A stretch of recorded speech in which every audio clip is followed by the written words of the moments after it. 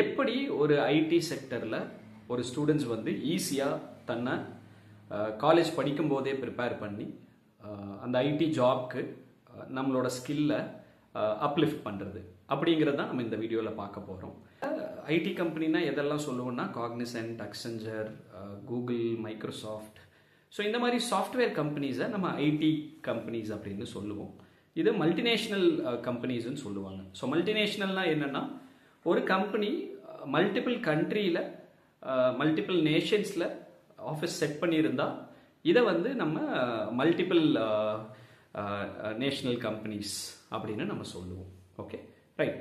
So இப்போ இந்த multinational companies முக்கியமாக 3 ரவுண்ட் ஆஃப் இன்டர்வியூ வந்து நடத்தியே தீருவாங்க.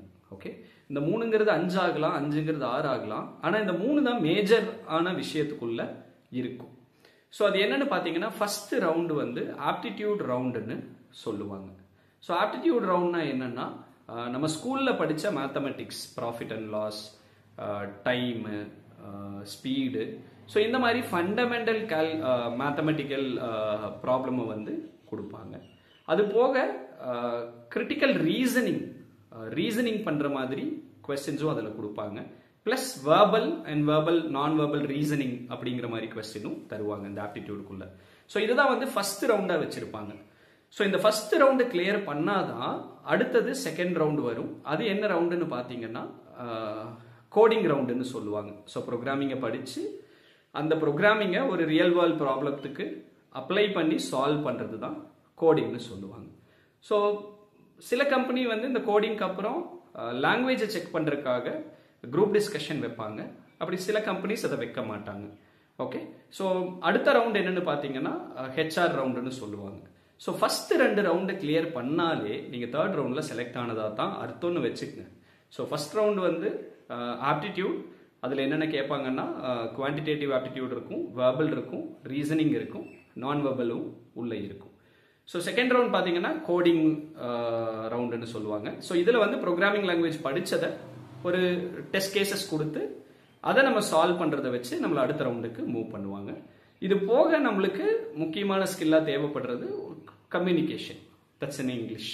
ஸோ இந்த 3ஐயும் நம்ம எப்படி காலேஜ் படிக்கும் போதே நம்மளை டெவலப் பண்ணிக்கலாம் அப்படிங்கிறத நம்ம இந்த வீடியோவில் பார்க்க போகிறோங்க. ரைட். ஸோ ஃபர்ஸ்ட் வந்து let me take a communication. அது கண்டிப்பாக நம்மளுக்கு வேணும். ஸோ ஃபர்ஸ்ட் கம்யூனிகேஷனை நம்ம எப்படி டெவலப் பண்ணுறதுன்னு பார்த்துடலாம். ஸோ நம்ம வந்து காலேஜ் படிக்கும் போதே நம்மளுக்குள்ள நம்ம ஒரு ப்ராமிஸ் பண்ணிக்கணும். 3 வருஷம் தனியாக போய் நான் கம்யூனிகேஷன் ட்ரைனிங்க்கு பே பண்ணி அங்கே போய் நான் காசு கொடுத்து படித்தாலும் நானாக பேசினாதான் கம்யூனிகேஷன். ஸோ அதனால் என்ன பண்ணுவோம்னா நீங்கள் காலேஜ் போயிட்டீங்கன்னா அன்னையிலேருந்து உங்கள் ஃப்ரெண்ட்ஸ் கூடயோ நீங்கள் யார் கூட பேசினாலும் இங்கிலீஷில் மட்டுமே பேசுங்க. ஸோ ஆட்டோமேட்டிக்காக கம்யூனிகேஷன் ஃப்ளூவன்சி உங்களுக்கு வந்துடும். ஓகே, ஸோ செகண்ட் இப்போ வந்து குவான்டிடேட்டிவ் ஆப்டிடியூட், ரீசனிங், நான் வெர்பல் இந்த மாதிரி சொன்னது எல்லாத்தையும் எப்படி டெவலப் பண்ணுறதுன்னு பார்ப்போம். ஸோ இதுக்கு வந்து நிறையா கிளாஸஸ் ப்ரைவேட்டாக கண்டக்ட் பண்ணுறாங்க. பட் நீங்கள் அதுக்கெல்லாம் போகணும்னு எந்த அவசியமே கிடையாது. இது எல்லாமே வந்து நீங்கள் ஸ்கூலில் படித்த மேத்ஸ் தான் அதில் இருக்கும். நிறைய புக்ஸ் இருக்குது, லைப்ரரிஸில் இருக்கும், வெப்சைட்ஸ், ஃப்ரீ வெப்சைட்ஸ் நிறையா இருக்குது. இதெல்லாம் எப்படி நீங்கள் ப்ரிப்பேர் பண்ணலாம் அப்படின்னு பார்த்தீங்கன்னா டெய்லியும் ஒரு வருஷத்துக்கு 365 நாள்னு வைங்க. ஸோ 3 வருஷமோ 4 வருஷமோ நீங்கள் காலேஜ் படிக்கும்போது டெய்லியும் ஒரே ஒரு ப்ராப்ளம், ஒரு நாளைக்கு ஒரு ப்ராப்ளம் சால்வ் பண்ணீங்கன்னா போதும், உங்களால் பண்ண முடியும். ஸோ இது எப்போ சால்வ் பண்ணலான்னா உங்கள் பிளசன்ட் ஆஃப் மைண்ட் இருக்கும்போது நீங்கள் வீட்டுக்கு வந்து ஒரு 10-15 நிமிஷம் ஒரு நாளைக்கு ஒரே ஒரு ப்ராப்ளம் அந்த புக்கை பார்த்து எப்படி சால்வ் பண்ணியிருக்காங்கன்னு பார்த்து நீங்கள் சால்வ் பண்ணீங்கன்னா போதும். ஸோ 4 வருஷமோ 3 வருஷமோ 300, 600, 900 உங்களுக்கு இவ்வளோ டேஸ் இருக்குது உங்களை நீங்கள் ப்ரிப்பேர் பண்ணிக்கிறதுக்காக. கரெக்ட். ஸோ அடுத்தது கோடிங் ரவுண்டு. ஸோ இந்த கோடிங் ரவுண்டை எப்படி ப்ரிப்பேர் பண்ணுறது அப்படின்னு பார்த்தீங்கன்னா நீங்கள் காலேஜில் உங்களுக்கு ஒரு சப்ஜெக்ட் சி ப்ரோக்ராமிங்கோ பைத்தனோ ஆஃபர் பண்ணுவாங்க. பட் அந்த டைமையே நீங்கள் நிறைய யூட்டிலைஸ் பண்ணலாம். ஒருவேளை அதையும் யூஸ் பண்ணலன்னா சாட்டர்டேஸ் ஒவ்வொரு வாரமும் சாட்டர்டே வரும். அந்த ஒரு சாட்டர்டேவை எடுத்து ப்ரோக்ராமிங்கிற கோடிங்கை பண்ணணும். ப்ரோக்ராமிங் இல்லை, கோடிங்கை பண்ணணும். ஸோ கோடிங்கிறது நிறைய வெப்சைட், ஃப்ரீ வெப்சைட் இருக்குது உங்களை ப்ராக்டிஸ் பண்ணுறதுக்கு. எக்ஸசைசம்னு சொல்கிறோம், லீட் கோட் இருக்குது. ஸோ இந்த லீட் கோடு தான் இப்போ எல்லா கம்பெனியும் வந்து பார்க்க ஆரம்பிச்சிட்டாங்க. ஏன்னா லீட் கோடை நீங்கள் சால்வ் பண்ண தெரிஞ்சால் உண்மையாகவே நீங்கள் கோடிங்கில் எக்ஸ்பர்ட் அப்படின்னு அந்த கம்பெனி வந்து உங்களை நம்பும். ஸோ அதனால் கோடிங்கை லீட் கோட் வழியாக வாரம் ஒரு ப்ராப்ளம் நீங்கள் சால்வ் பண்ணிகிட்டே இருந்தீங்கன்னா ஒரு 53 வாரம் ஒரு வருஷத்துக்கு ஸோ 3 வருஷமாக இருந்தால் 350 150 ப்ராப்ளம் சால்வ் பண்ணீங்கன்னா ஆட்டோமேட்டிக்காக கம்பெனி உங்களை ஹையர் பண்ணிடுவாங்க. நீங்கள் கிளியரும் பண்ணிடுவீங்க அந்த ரவுண்டில். Okay, right.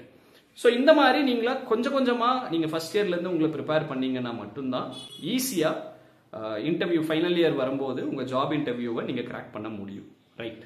ஸோ சில ஸ்டூடெண்ட்ஸ் எங்ககிட்ட சொல்லியிருக்காங்க, சார் காலேஜ்லேயே நிறைய அசைன்மெண்ட்ஸ் கொடுக்குறாங்க, நிறைய ஹோம்ஒர்க்ஸ் கொடுக்குறாங்க, அதை ரெக்கார்ட் இருக்குது, அப்சர்வேஷன் இருக்குது, இதை பண்ணுறக்கே வீட்டுக்கு போனால் எனக்கு நேரம் சரியாக இருக்குது அப்படின்னு சில ஸ்டூடெண்ட்ஸ் சொல்கிறாங்க.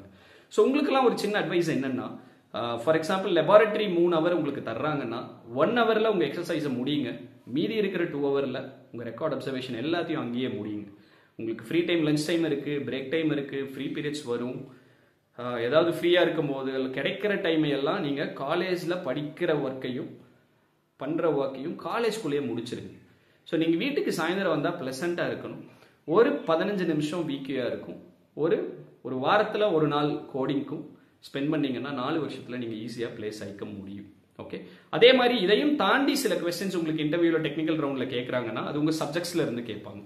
ஸோ அப்போ நீங்கள் கிளாஸ்லேயே என்ன பண்ணுறீங்கன்னா கான்செப்ட்ஸை வந்து நல்லா லிசன் பண்ணுங்க. கிளாஸ் நடக்கும்போது மேபி டிஸ்ட்ராக்ஷன்ஸ் வரும், பட் வந்தாலும் அந்த கிளாஸில் இருக்கிற கான்செப்ட்ஸை நல்லா பார்த்து அங்கேயே நீங்கள் புரிஞ்சுக்கிட்டீங்கன்னா உங்களுக்கு ஃபைனல் இன்டர்வியூ ஈஸியாக கிராக் பண்ண முடியும். பிகாஸ் உங்கள் பேரண்ட்ஸ் எல்லாரும் உங்களை நம்பி தான் அவங்களோட அசெட்டை எல்லாம் விற்று உங்களுக்கு ஃபீயாக பே பண்ணுறாங்க. ஸோ கண்டிப்பாக நம்மளை ப்ரிப்பேர் பண்ணி ஒரு நல்ல வேலைக்கு போய் அப்பா அம்மாவுக்கு அந்த பணத்தை திருப்பி தந்தே ஆகணுங்க. தேங்க்யூ.